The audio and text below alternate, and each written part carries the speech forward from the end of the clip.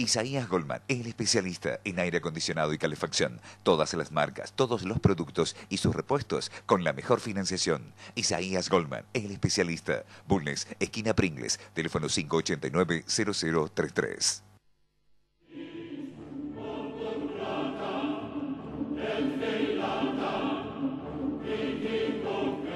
Bienvenidos a Palabra de Honor, el programa que pasamos por Canal C todos los lunes a las 23 horas y luego se repite en la semana y hablamos de política, economías, temas de actualidad y hoy vamos a hablar de temas de actualidad justamente y de Córdoba. Tenemos en nuestro piso a Alejandro Cohen, un arquitecto, urbanista y profesor. Tiene las tres características, una de las personas que más conoce nuestra ciudad. Bienvenido, Alejandro, y muchas gracias por haber aceptado nuestra invitación. No, gracias a ustedes por la invitación. Siempre es bueno poder divulgar cosas y aclarar lo que no está claro. A Alejandro lo hemos invitado porque ha publicado el otro día, ¿cuándo salió, Alejandro? El miércoles. El miércoles, en La Voz del Interior, un artículo sobre la Plaza de España. La Plaza de España es un tema que preocupa mucho a Córdoba, porque Córdoba se desarrolló hacia el norte y ahora que empieza a desarrollarse hacia el sur, tenemos el problema de la Plaza de España, que todo el mundo la tiene que cruzar, y entonces vincula Nueva Córdoba con el Parque Sarmiento y Barrio Jardín y la zona sur de Córdoba. Hay gente que dice que este proyecto se ha hecho entre gallos y medianoche. Hay gente que dice que este proyecto no ha sido consultado. Hay gente que dice que este proyecto es insuficiente. Escuchemos a los que saben. Alejandro, ¿cuál es tu opinión al respecto? Bueno, todo lo que usted dijo es en parte cierto. No forma parte de un proyecto integral para la ciudad, para la movilidad, para el transporte, para resolver cómo la gente se mueve en la ciudad. No ha sido muy consultado. Pero bueno, yo creo que hay que evaluarlo tal como se presentó. El municipio tiene todo el derecho, toda la autoridad de presentar su propuesta. La propuesta de hacer un nudo vial en la Plaza España no es nueva en realidad, viene por lo menos desde la gestión Cámara, o sea que no es que sea nuevo.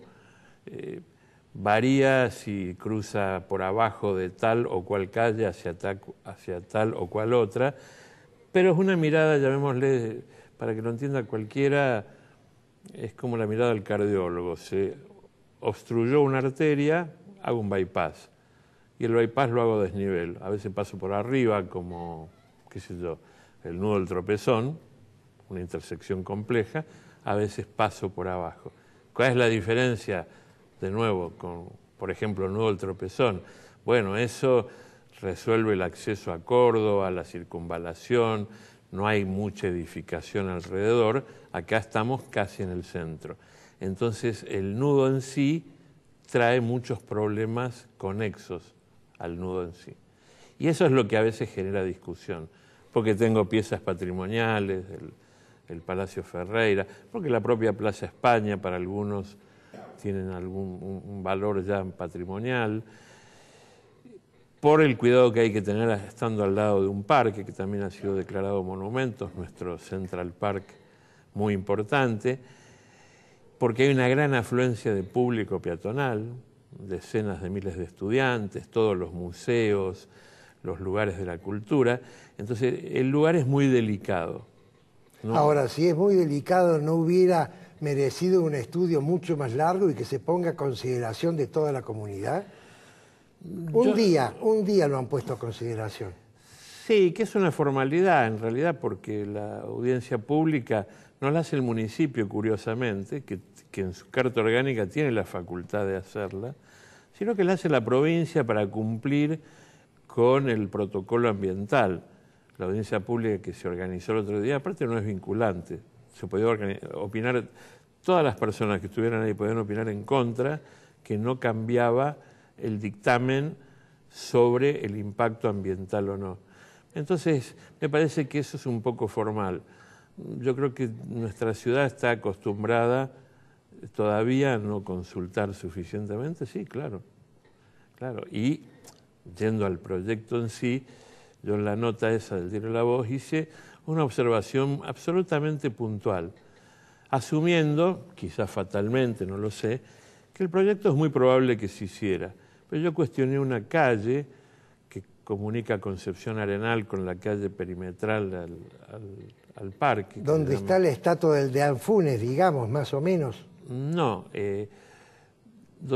Concepción Arenal es la calle que sale a tribunales federales. Sí. La calle esta sale paralela al lawn tenis. Ajá, bien.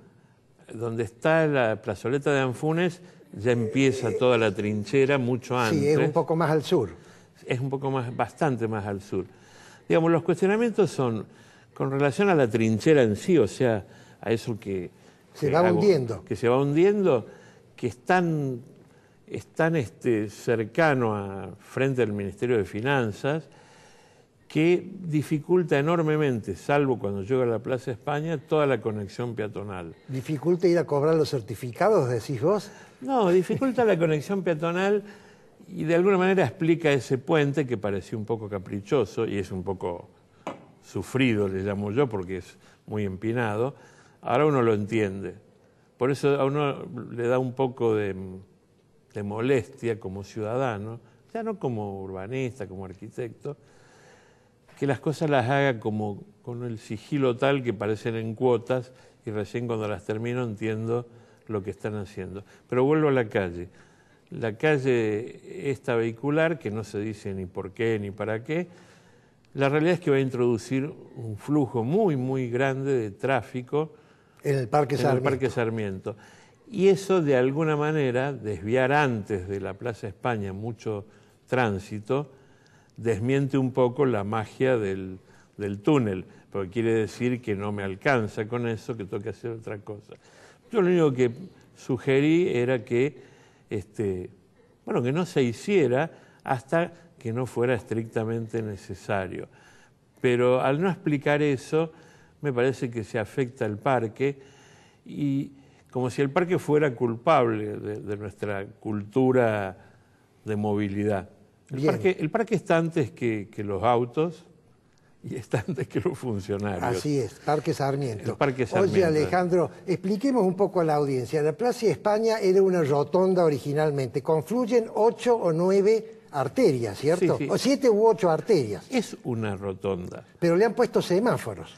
Le pusieron semáforos porque el celo y el talento, más allá de lo polémico que fuera el arquitecto Miguel Ángel Roca, hizo que él quisiera transformar esa rotonda en una plaza. Para que eso pudiera ser así, una plaza la tiene que usar gente. Claro, necesita poder... Ahí vienen los semáforos.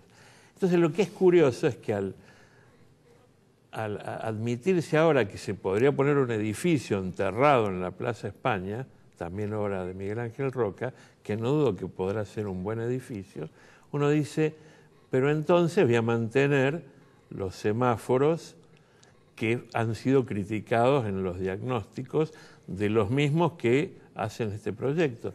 Entonces uno ahí no entiende. No entiende porque dice, si los semáforos adentro estaban mal, porque obstaculizaban, y usted los va a mantener para acceder al llamado museo, a uno le cuesta entender cuál es la lógica. Salvo que la lógica en este caso, como Roca había sido inicialmente quizá uno de los arquitectos más prestigiosos de la ciudad y un crítico fuerte de este proyecto, le dijo, no, con vos no es la cosa, te damos un museo, pero a mí me parece que la ciudad no es toma y daca. Ahora, dos observaciones, yo soy ingeniero, no soy arquitecto y no soy urbanista. Pero pienso, Alejandro, esto es un problema de circulación, ¿cierto? Sí. Esta es una obra carísima, o por lo menos cara. ¿Tiene sí. sentido incluirle un proyecto subterráneo de algo que puede estar arriba, que es mucho más barato y que se puede hacer en otro lado o en otro momento? Hacer un museo subterráneo para que el día de mañana no se pueda usar ese espacio para otra movilidad, no sé. Quizás vos me digas que técnicamente no lo afecta. Yo creo que todo se puede hacer, pero en todo caso muestra lo hasta hace poco tiempo no existía el museo. Yo no me quiero ensañar con el museo. Yo creo que lo más caro no es el museo, es un pequeño edificio, un pequeño búnker con un techo de vidrio. Eso es lo que va a ser, porque no puede sino ser otra cosa. Yo creo que lo que definitivamente es caro significa, por ponerle un número, 30, 40, 50 veces más. El túnel. Es el viaducto. El viaducto. Que es el primer viaducto. Más adelante está anunciado otro que pasaría por Irigoyen frente al Palacio Ferreira, con lo cual quedaría, el Palacio Ferreira tiene como 3 calles que lo circundan. 2 quedarían con estas grandes trincheras, menos Derqui, que a la vez quedaría un poco anulada porque el cruce de Chacabuco y Derqui lo anularía la trinchera. ¿La trinchera llega hasta el Palacio Ferreira? Sí, lo rodea. Lo rodea. Entonces a mí me parece una obra para la época en que los métodos curativos no son solo la cirugía mayor, sino la acupuntura, otras técnicas no invasivas cuando el cuerpo, digámoslo así, es delicado, no hay que hacerlo en la cirugía mayor. Yo la cirugía mayor ahí, la verdad, no la comparto. Creo que al principio tal vez uno funcione un poco más rápido, al principio, porque uno va, según los estudios, a acelerar 50 kilómetros por hora bajo toda esa trinchera y va a llegar a Derqui y se va a encontrar con un semáforo cada 100 metros a la velocidad que regula el sentido común de un área céntrica, o sea, muy baja. Es decir, esos semáforos le van a taponar el flujo que viene No es de que antes. le van a taponar, no puede ser de otra manera. La velocidad en las áreas céntricas de una ciudad tiene que ser muy baja, pero constante, 20, 30 kilómetros. Las grandes avenidas con muy pocos cruces tienen velocidades de 60 como máximo, pero avenidas de otro porte, en nuestra ciudad, hacer eso en Chacabuco, y no me sorprendería que a algún iluminado se le ocurra, ya se le ocurrió al intendente, a Taboada, usted se recordará, sí, cómo no, sacar todo el Boulevard Chacabuco porque molestaban esos arbolitos que eran, que eran los palos borrachos. Los palos borrachos. También la misma persona pensó en tapar la cañada y poner estacionamiento. O sea, estas ideas de progreso mal entendido no son nuevas, sí son dañinas. Sacamos la Plaza Vélez Arfiel, la Plaza General Paz, en su momento, sacamos parte del bulevar, etcétera, y de otros bulevares, acá de 24 de septiembre, de otros. La ciudad no progresó. Tengan en cuenta un solo dato para que un oyente lo entienda, con esto del progreso. En el año 60 sacamos los tranvías porque eran una obvia antigüedad. Sí. Todas las ciudades europeas Los conservaron. conservaron, modernos obviamente. Y ahora es un foco de turismo, Así es. Centro de turismo.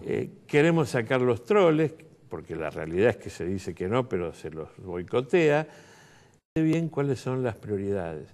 Si lo que le tenemos que dar, y no lo digo irónicamente, es una señal al mercado que va a ser una gran inversión en el ex batallón 141, bueno, eso es otra cosa. Bueno, pero si eso fuera así, entonces es para indignarse. Es que a uno le daría la idea de que, bueno, la ciudad es para favorecer algunos negocios, algunos emprendimientos. Yo quiero creer que no es así. Quiero creer simplemente que hay una mirada simplista, desobstruyo como cardiólogo o como plomero, como le guste. Claro. Desobstruyo un poco la arteria y estamos todos contentos. Exacto. Creo que es una reducción brutal de la complejidad de lo que pasa en una ciudad. Bien, Alejandro, se nos acabó el tiempo, te agradezco muchísimo tu explicación. Has dicho 2 o 3 cosas que realmente nos deben dejar pensando. Y eso es lo que tendría que suceder. Sí. Gracias, Alejandro. Gracias a vos.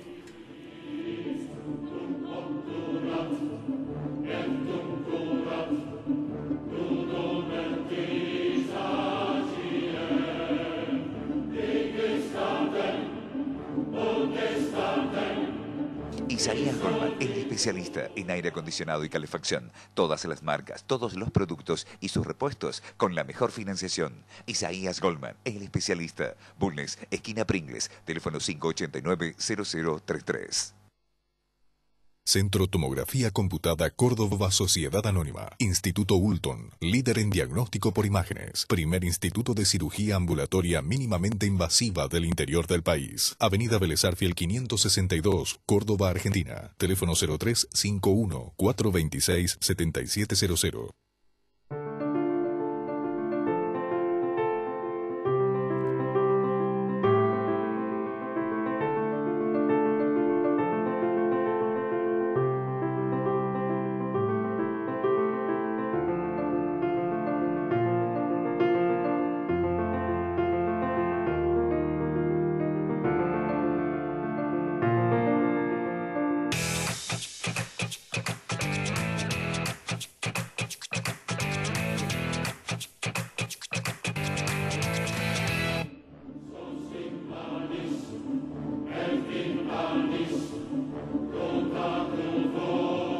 El arquitecto Alejandro Cohen dijo al final, se hizo una pregunta al final que creo que nos debe dejar pensando, pero no puedo abundar en ese tema porque tenemos que hablar de lo que ha ocurrido en Córdoba últimamente, que es de lo que habla todo el país. Y yo, en vez de hacerlo en editorial, he decidido hacerlo en una charla con Lucas, así que Lucas, empecemos por donde vos quieras. Y bueno, entonces empecemos por los mapuches, que es el comienzo de todo. Bueno, pero el comienzo no son los mapuches, Lucas. El comienzo son los pueblos, el concepto de pueblos originarios.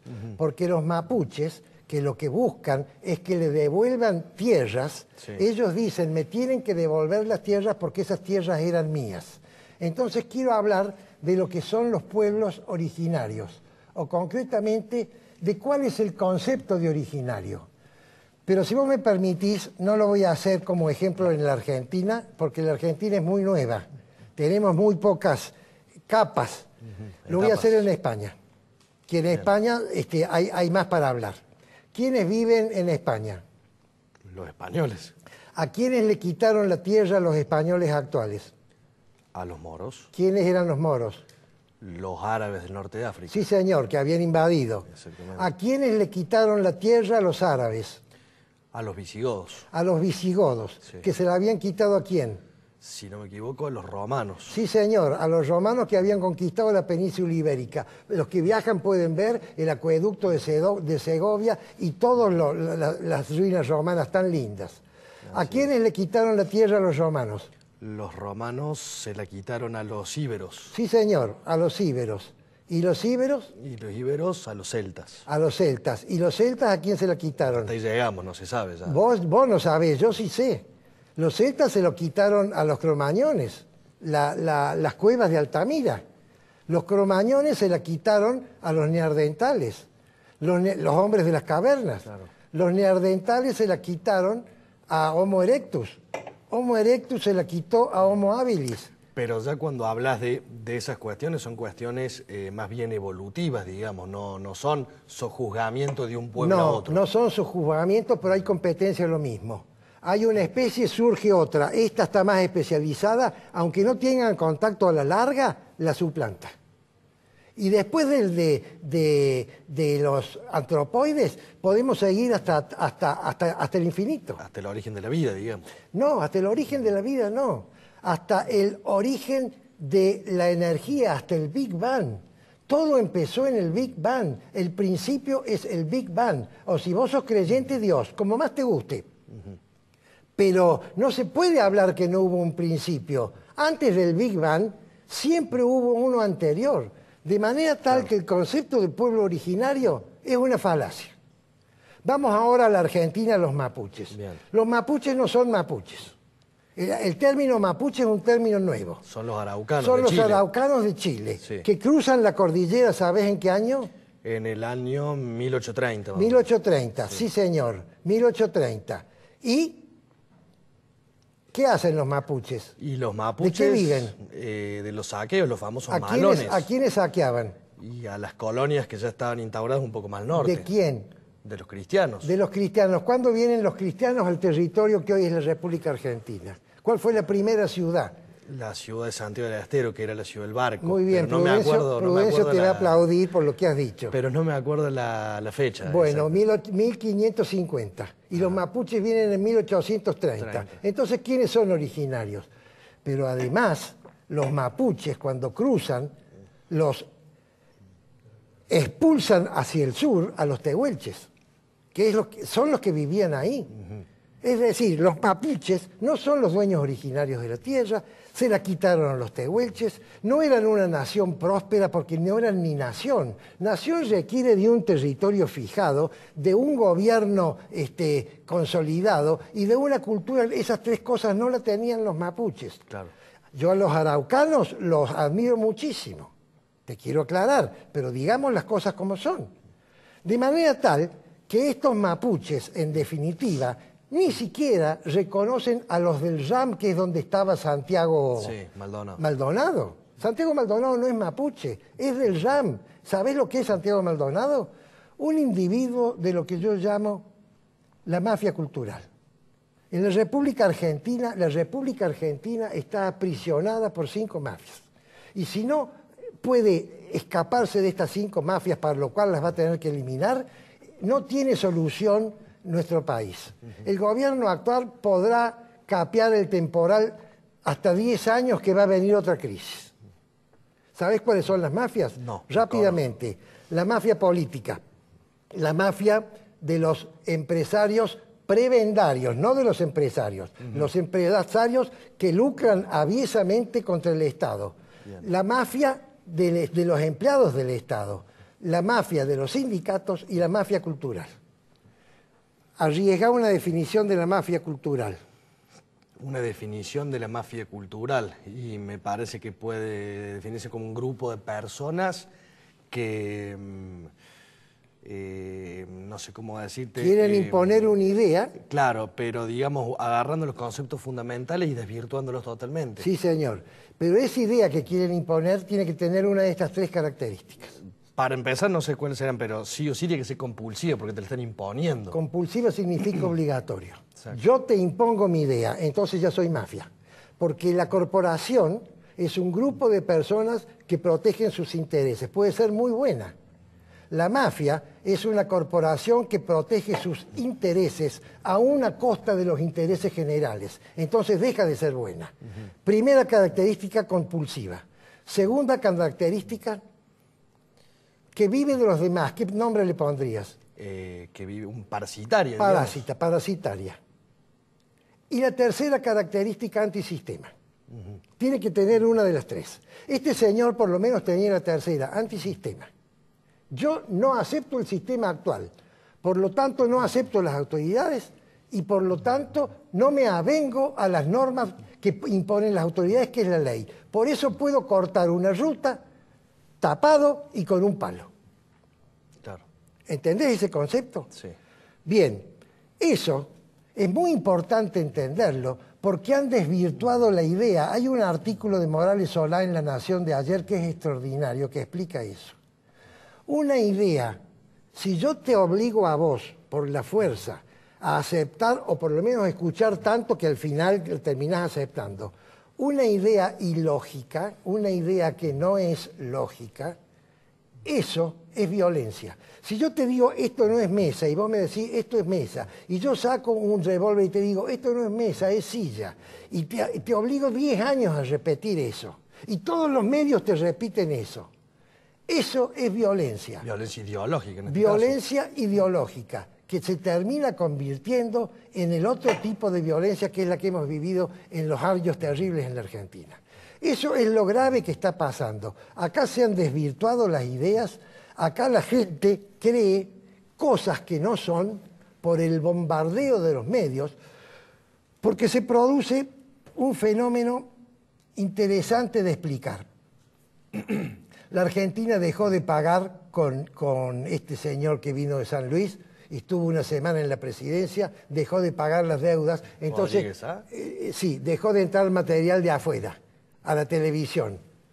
Se acabaron las series, se acabaron las películas, se acabó todo. Entonces, ¿qué es lo único que produce la televisión local? Fácil de producir. Chimento, Chimento o nuestros programas donde hay un conductor. Búscate un conductor más o menos interesante, que tenga un tema más o menos interesante y te arma un programa. Ahí mi productor me dice, no reveles nuestros secretos. Y te arma un programa, ¿entendés? Entonces, hoy en día, cuando yo tenía tu edad, había un solo programa de política, que era el programa de Neustadt y Grondona, Tiempo Nuevo. Hoy en día tenemos 10 programas por hora, mañana, tarde y noche. Sí. Esa gente tiene que hablar, y entonces habla de cualquier cosa. Y entonces hay un bombardeo de la televisión a la gente que cada vez ve más televisión, donde algo le queda. ¿Qué dijo Goebbels en el nazismo? Miente, que algo quedará. Entonces, si yo estoy asociando la desaparición de este pobre chico, que ojalá parezca, que si lo ha hecho Gendarmería, yo no sé si lo hizo Gendarmería, si lo ha hecho Gendarmería, el gendarme que lo hizo es un asesino, pero la institución Gendarmería no tiene nada que ver y el gobierno no es un gobierno represor. Ahora, si yo salgo a decir eso en la televisión, hago una marcha y lleno la Plaza de Mayo, entonces yo me asusto, Lucas. ¿Por qué me asusto? Porque la gente ha desvirtuado la idea ilógica, se la han impuesto y se le ha metido adentro. Esa es la mafia cultural. ¿Sabés cuáles son las mafias culturales? Y termino porque me están diciendo que me quede un minuto. Los anarquistas, los comunistas, los estatistas a ultranza, los populistas, los neofascistas, los neomarxistas y ahora hay comunistas de nuevo. Anarquistas. Anarquistas de nuevo, perdón. Sí. Esa gente, ¿qué es lo que propugna? Acordate de que son parasitarios.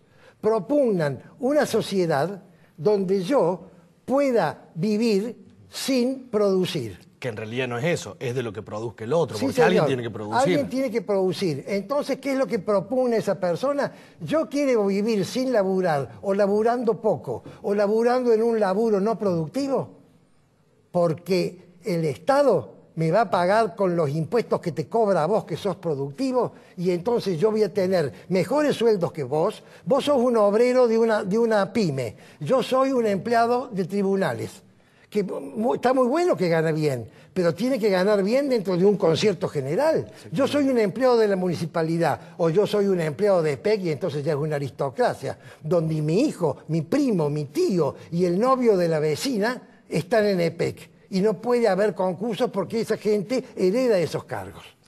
Eso es lo que propugna la mafia cultural. Y eso es lo que tenemos que, hablando de estos temas, tratar de combatir.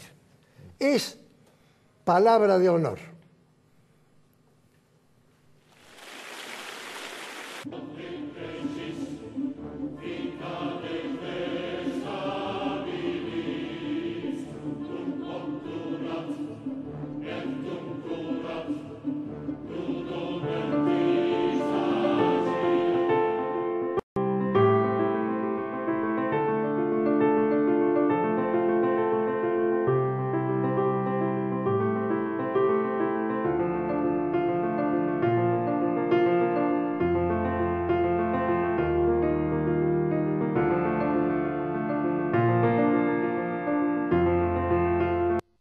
Isaías Goldman es el especialista en aire acondicionado y calefacción. Todas las marcas, todos los productos y sus repuestos con la mejor financiación. Isaías Goldman es el especialista. Bulnes, esquina Pringles, teléfono 589-0033.